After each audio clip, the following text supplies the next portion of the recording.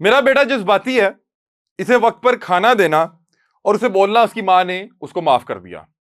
یہ سٹوری کل ہم نے آپ کے سامنے رکھی تھی کہ سگے بیٹے نے کلاریوں کے وار سے اپنی سگی ماں جس کی عمر تقریباً 55 سال تھی اس کو قتل کر دیا اور اس کے بعد موقع سے فرار ہو گیا۔ اور والدہ جب آخری سانس لے رہی تھی، آخری اس کی چند سانسیں چل رہی تھیں، تو لوگ یہ کلیم کر رہے تھے کہ والدہ کا کہنا یہ تھا کہ میرا بیٹا جذباتی ہے، اسے وقت پر کھانا دینا اور اسے بولنا کہ اس کی ماں نے اسے معاف کر دیا۔ اس حوالے سے ایک ڈیولپمنٹ ہوئی ہے کیونکہ اس پورے افسوسناک واقعے کی جو ایف آئی آر تھی وہ اس لڑکے کے والد اور اس خاتون کی اس کے ہسبینڈ کی مدعیت میں کٹی تھی جن کا نام محمد نواز ہے۔ ان کا باقاعدہ طور پہ موقف بھی آیا اور وہ آپ کے سامنے رکھتے ہیں، اور کچھ چیزیں جو ایف آئی آر میں بھی سامنے آئیں تو اس پہ ایک ڈیولپمنٹ تھی، تو اس حوالے سے ہم نے سوچا کہ یہ تمام تر تفصیلات آپ کے سامنے رکھیں۔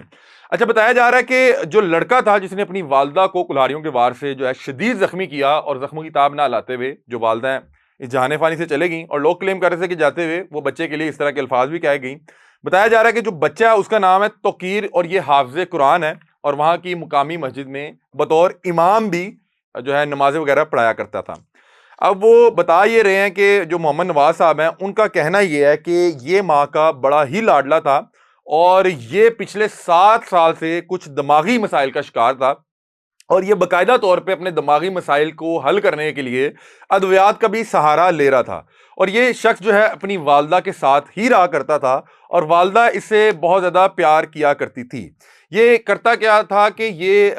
کلہاڑی لے کے جنگل میں جا کے کچھ لکڑیاں کاٹ کے لایا کرتا تھا اور اس کی والدہ پھر اس کو بطور ایندھن استعمال کیا کرتی تھی اور اس کو کھانا پکا کے دیا کرتی تھی۔ اور وہ بتا رہے ہیں کہ 7 سال سے ذہنی مسائل کا شکار تھا، تو اس لیے والدہ اس کی خصوصی جو ہے وہ نگرانی بھی کرتی تھی اور اس کے لیے مطلب کہ بڑا ایک دل میں نرم گوشہ رکھتے تھے۔ اس کا ایک بھائی ہے، وہ بتایا جا رہا ہے کہ جو دفاعی ادارے ہیں ان میں جو ہے سروسز دیتا ہے، اور یہ شخص جو ہے وہاں پہ امام مسجد بھی تھا، حافظ قرآن بھی تھا۔ اور اس کا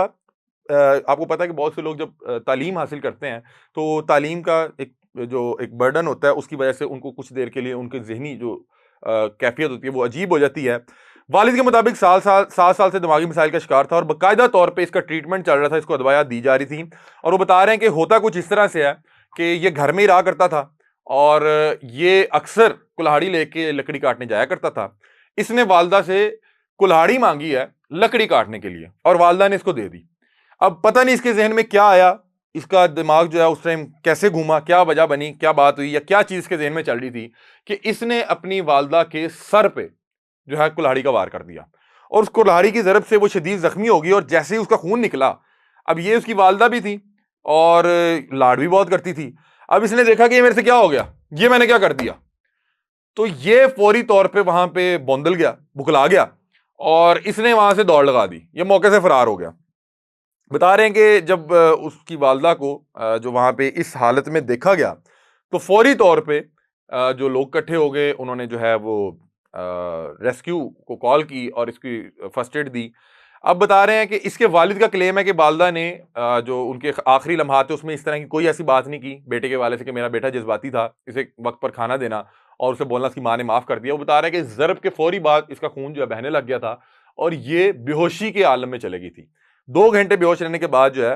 یہ جو ہے جاں بحق ہو جاتی ہے۔ اور آپ کو پتہ ہے کہ سوشل میڈیا کا دور ہے، اب مجھے نہیں پتا کہ یہ لائن کہاں سے نکلی، لیکن اس وقت یہ سوشل میڈیا پہ بہت زیادہ ڈسکس ہو رہی ہے، لیکن والد نے کہا کہ اس طرح کی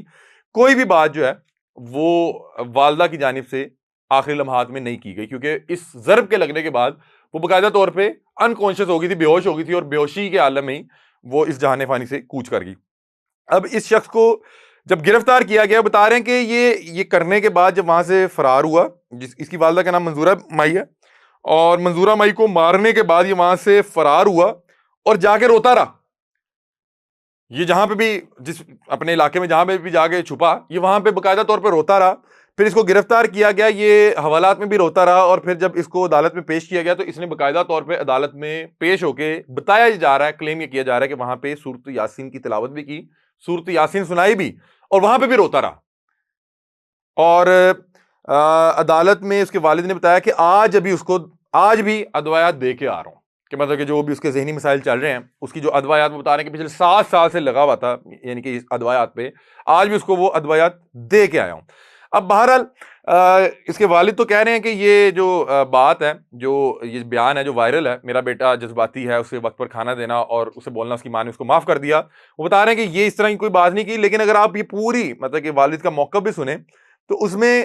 والدہ نے کہا جذباتی ہے، والد کہہ رہا ہے کہ وہ ذہنی مسائل کا شکار ہے. اور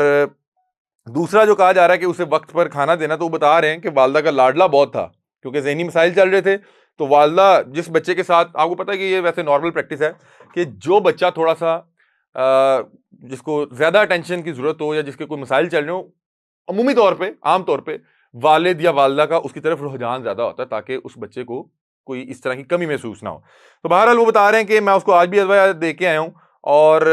معاملات اسی طرح کے. اچھا، اس میں میں اس واقعے کے حوالے سے نہیں، اس سے ملتے جلتے جو حالات و واقعات ہم اکثر دیکھا کرتے ہیں اس کے حوالے سے بتا دیتا ہوں کہ جب اس طرح کے معاملات میں جب ایک فیملی ممبر کسی دوسرے فیملی ممبر کا نقصان کر دیتا ہے یا اس کو ایکسٹریم حالت میں اس کی جان ہی لے لیتا ہے، ان میں ہوتا اکثر یوں ہی ہے کہ